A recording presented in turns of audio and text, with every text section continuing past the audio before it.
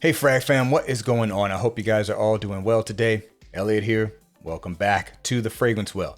So what are we doing today? Well, we're going to do a follow-up to a video I did not too long ago where I took the fragrances I own from the house of Nishane and I put a rating on all of them. I mentioned in that video, this is not something I really like to do. I don't like to look at my fragrances as, oh, this one's a 9 out of 10 automatically. Don't get me wrong. I've got some fragrances in my collection that I do have kind of a designated rating for, but I don't just do that all the time. It's not a top thing I think about.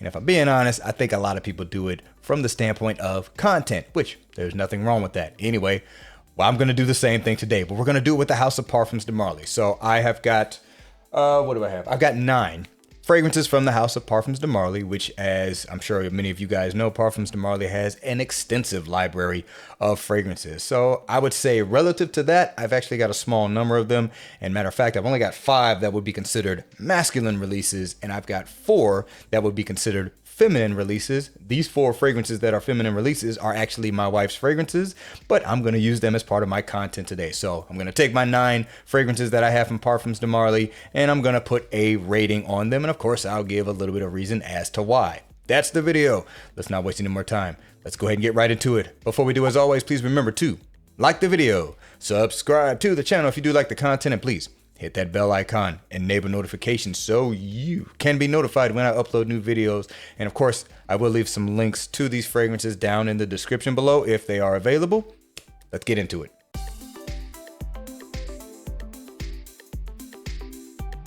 All right, guys, let's go ahead and get it started, and we're going to start off strong. So first up from Parfums De Marley, this one here is going to be Herod. This is Herod. I don't know if this is one of Parfums De Marley's first fragrances, but I believe out of all the releases I have, this is the oldest release. I don't know if this is one that necessarily put him on the map, but as we know, there are many fans of Herod. Leave the reformulation rumors out of it. All right, let's just focus on the smell. Now, when I first got my nose on this, first of all, I had learned about the house from fragrance content on YouTube, particularly Gent Scents. And of course, naturally, you're going to hear about this scent at some point. When I first tried it out, I didn't really care for it. I didn't really like it, but I was smelling it purely on a tester strip. And then I actually had a sample of it and tried it again on skin. Instantly changed my mind. That was a clear lesson to try fragrances on skin the way you're actually going to wear them, not on tester strips. Tester strips are literally giving you a very small sampling of what the fragrance actually is. But yeah, I love this scent now. This is a tobacco fragrance. Basically, it's a spicy tobacco vanilla fragrance. Spices in here. It's pretty much a cinnamon-like vibe. I do think there's some peppery notes. There's probably some other spicy notes in here as well. I do perceive this tobacco to be a little bit of an ashy take on tobacco, slightly smoky. There may be some incensey notes in here to kind of help achieve that. There's definitely some woodiness to the base. And then there's just this really nice vanillic-like sweetness to the fragrance to round out what is a spicy, sweet tobacco fragrance. So in terms of what I'm going to rate this, I give this a 10 out of 10. I think this fragrance is great. I think it's perfect. I understand people don't care for the current formulations that they perceive to have less longevity, less projection. Look, I get all that. Personally, I don't put a lot of stock into that stuff. You know why? I've never smelled older formulations. I've never owned them. I've never worn them. So I cannot base my opinion based off what other people say when I haven't experienced it for myself. I like this fragrance the way it is right now. It works for me. But yeah, I give it a 10 rating because frankly, I don't really perceive anything out of this scent that I would necessarily want to change. I think it's a great formulation just the way it is. So again, first one that we're talking about from Parfums De Marley, 10 out of 10 is Herod. And we are moving on. So this next one here could be a favorite of many. If not a favorite, it's definitely one that is well known by just about everybody in Fragcom. And we're going to go ahead and move on to Layton. Again, this one here is Layton. So this is obviously the flagship fragrance of this house, as many know. Even to this day, even though there are definitely other very popular releases from the house, I don't think anybody can deny that at the end of the day, Layton is that one for the house and Parfums De Marley. And let's just be real, to be a very successful fragrance house, you really only need one fragrance to be uber successful to kind of carry the rest of the house. But I'm not saying this is their only successful fragrance. You get my point. Just looking at it from a business perspective. Anyway, this fragrance plays into freshness, sweetness, and spice. So there's a little bit of this kind of apple cinnamon like thing here. I'm not saying it smells exactly like that. I'm not saying it smells like apple pie. That's just the style of spice and fruitiness that you get from this scent. Overall, kind of vanillic, a little bit tonka bean like there. There is fresh notes in this as well. There's a little bit of this kind of minty thing going on, a little bit of this kind of menthol smell that, you know, some people like, some people don't care about. It doesn't really bother me, but it's definitely there.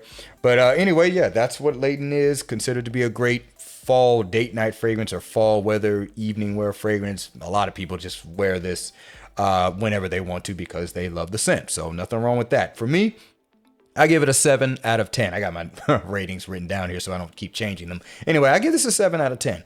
Solid fragrance. When I first got my nose on it, I was definitely blown away by it. But the reason I give it a 7 out of 10 is I consider what else is in the house of Parfums De Marley, including what I have, as well as ones I don't have. While this is solid, they've got better stuff. That's kind of the way I look at it. I'm almost considering what is available from the house in terms of the rating I'm giving them. Matter of fact, that's kind of the way I'm looking at it at this point. What's the best thing I can get from the house, right? So anyway, as for Layton, that's going to be a 7 out of 10. So once again, this one here is Layton.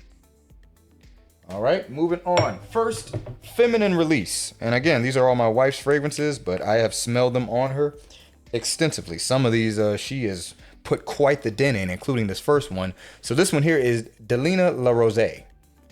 Delina La Rosée.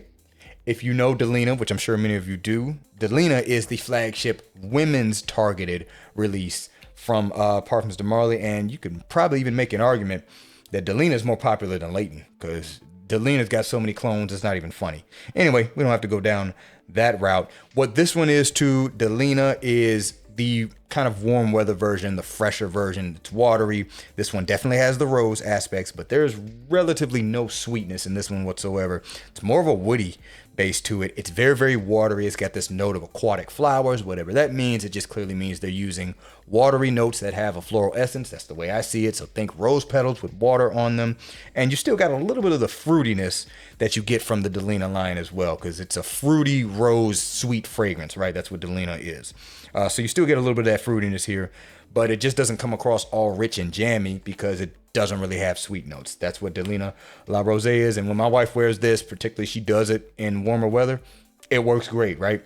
So I gave this one an 8 out of 10 just because it's a well done, I do consider this a feminine release for sure, but it's well done. It does achieve that warm weather watery effect of the rose and all of that. I wouldn't say this is the best rose fragrance I've smelled with these qualities, but it is a good one. I don't think they pulled any punches with this. So once again, this one here is Delina La Rosée, and that's a 7 out of 10. I'm sorry, 8 out of 10.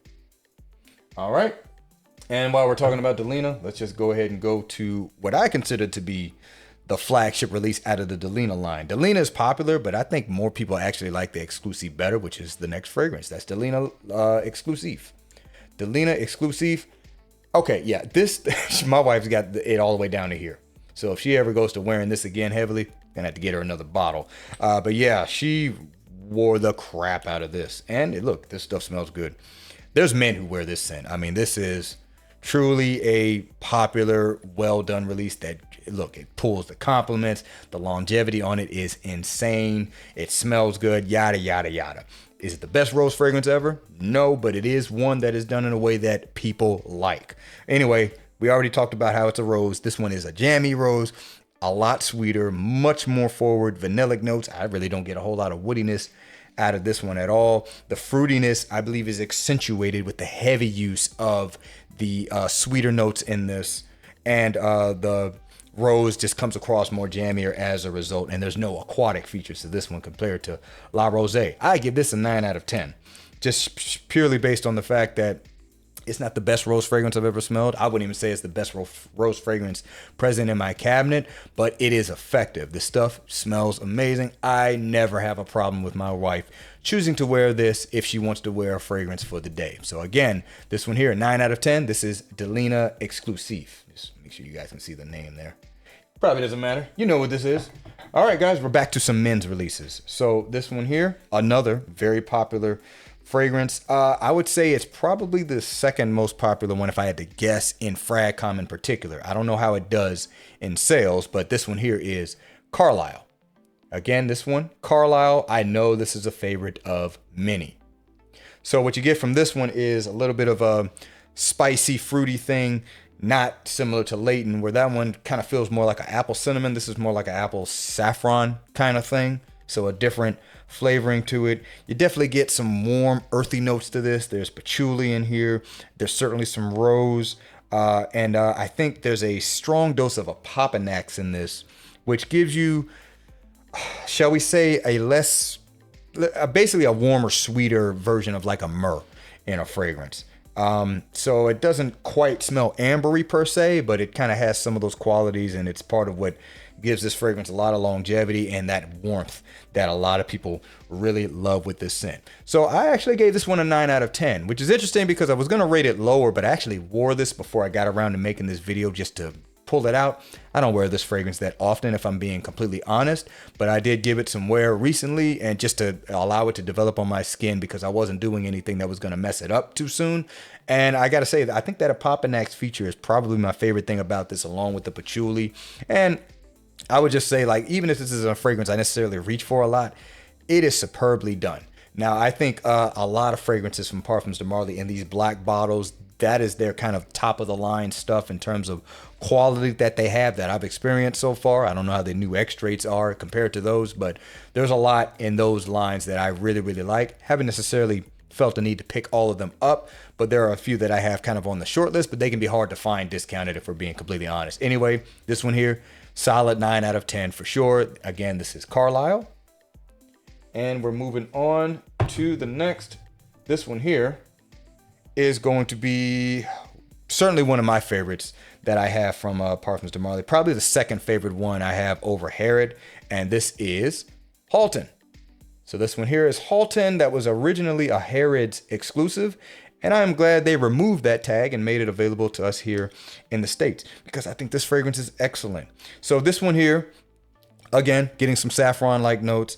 So saffron kind of spice, does have some aromatic notes in there. I think clary sage is in here. I know I get some lavender like qualities from this. It has kind of this woody, musky, slightly gourmand like base, kind of warm and sweet kind of base, just a little bit in there. I think there's notes of like praline, so that may be playing into that feeling I get from this. And I think this scent is awesome. As far as my rating goes, let me just go ahead and let you know, I give this a 10 out of 10. I think this fragrance is excellent. Now, I do think this fragrance has some similarities to this fragrance here, which is Whittian. Which is Liwa from Whittian. Two reasons. Number one, it's made by the same perfumer, Jordi Fernandez, who's releasing some very popular fragrances right now, or should I say working on some very popular releases right now. His name is on them. So that's one reason I say it's related to it. Number two, it kind of smells very similar, where the woodiness and the musky notes and that kind of thing and the use of saffron are somewhat similar in here. The biggest difference is the heart notes. Liwa is full of white florals. This one more so aromatic notes and that kind of praline thing. So it's not the same fragrance, but you can definitely pick up similarities. Either way, I do like this better. I think it's just smoother, a little bit more, less rough around the edges. Liwa's kind of aggressive. This one's kind of smoothed out. Anyway, this is a 10 out of 10 for me. So again, this one here is Haltane. All right. Back to some feminine releases, feminine targeted releases. Now, this is not one that necessarily gets a lot of attention that I have seen, and it's going to be Athalia. Again, this one is called Athalia. So the deal with this one is, if we're being honest, it's a little bit more of a mature release, but feminine. So anytime you get these, what I call mature releases from feminine scents, they're automatically going to be perceived as something your grandma would wear, your aunt would wear. This is not quite that far, but it's approaching it. But what does this fragrance have? It's got some white floral characteristics. It's a little bit creamy. It does have a strong note of iris in here. And so it's also quite powdery. These are all elements people tend to associate with older smelling women's fragrances. I always kind of saw this as something my wife would use for in a more professional setting, like for a business meeting and stuff like that. I honestly just really, really like the smell. I can appreciate the smell of this. The rating I gave for this is actually an 8 out of 10, mostly because it's just done really, really well. This is not a fragrance that from the men's space, we really have a lot of stuff that kind of smells like this one does. We certainly got our powdery fragrances that are targeted towards men, but this one has a slight feminine flair to it. But men could certainly wear this, but I'm pretty sure if you've seen anybody talk about feminine releases from Parfums De Marley, they're not talking about this one, so I am happy to give this one a little bit of shine. But again, I don't think everybody's going to be jive with this because it does have a more mature smell to it. So once again, this one here is Athalia, and I gave this an 8 out of 10. All right, one more feminine targeted release. We're almost done here. We only got 2 left, but this is the last feminine targeted release. This is the latest release I believe my wife has from the feminine releases, but there's been quite a few since then. But this one here is Oriana. Again, this one is Oriana. And this one here is a little bit, actually complete opposite of what Athalia is. This is definitely a more juvenile release. It's pretty much got like that cotton candy kind of thing going on, but without it smelling ridiculously cheap. And in fact, it's not even ridiculously sweet either. It's actually tamed the sweetness a little bit. But yeah, that's the best way I would describe it. I wouldn't even go into anything else. It kind of has that cotton candy, just candy sweet kind of smell. It's a little bit playful, but not super cheap smelling. A little bit of a citrus kind of thing going on, I think, to kind of give it a little bit of an edge, maybe even a little bit of a smoky feel, just to add a little bit more depth to it. But that's pretty much what this fragrance is. Now, while I do think it's well done, ultimately, I just see it as kind of a juvenile fragrance. It's not one my wife has worn anywhere near as much as the Delina fragrances. I gave this one a 6 out of 10. 6 out of 10 only because I think its usefulness is a little bit low compared to something like Delina. You can use Delina for anything. That's a night out fragrance and a work fragrance, where this is like purely just a little bit more juvenile, have some fun, super casual, which again, there's nothing wrong with that. But for me, at least, I see that as somewhat of a limiting use. And because it's got that whole candy sweet kind of thing, I'm not crazy about fragrances like that, so naturally I would just rate it, should I say, a little bit lower. So again, 6 out of 10, this is Oriana. All right, guys, last one. And this one here is going to be Greenley. Again, this one is Greenley. Some of you are probably scratching your head like, why don't you have Sedley? Look, I never felt the need to add Sedley, but good scent. But yeah, Greenley I actually like better than Sedley. And what they released kind of around the same time, I can't remember. Anyway, Greenley basically, first of all, it does smell green. The name is somewhat appropriate. I think it used to have a different name, but I don't remember all the details with that. But it does have green tendencies to it. It actually has this kind of sour green apple shampoo kind of thing going on without it smelling like shampoo, like the green apple from Head and Shoulders. It doesn't smell like that. It just makes me think of it. There's definitely woody notes in here. I think they use heavy notes of like petitgrain, so you're getting kind of woody orange kind of things going on here. That's something from the bitter orange tree. Certainly some musky notes in this. This one here is certainly one I really like to pull out in the summertime. I wear this quite a bit in warmer weather. It would pretty much be the bed for me right now. It's starting to cool off and I want to get to my other stuff. Gave this a solid 7 out of 10. Solid fragrance. Functionally, it is great. But overall, compared to like some of the other stuff I have and what I know Parfums De Marley offers, this one is kind of middle of the road. I mean, it's not bad, it's well done, but just from a scent profile alone, it's kind of like, yeah, that one's kind of an easier to wear scent, but it's nothing like that just blows your mind. But from a utility standpoint, I think it gets really high marks, which is why I gave it a 7 out of 10. So once again, this is Greenley. All right, guys, that's going to wrap it up for this video. I just gave you all my ratings for my Parfums De Marley fragrances. If you would like to, let me know down in the comments below what you would rate these Parfums De Marleys if you are familiar with them. And if you've got some ones that I didn't talk about, which I'm sure some of you do, let me know what you rate those down in the comments. I would love to see what you guys have to say. Thanks again for watching all the way into the end. I really do appreciate you guys. Please remember to be well and smell well. And I'll see you in the next episode of The Fragrance Well. Have a good one.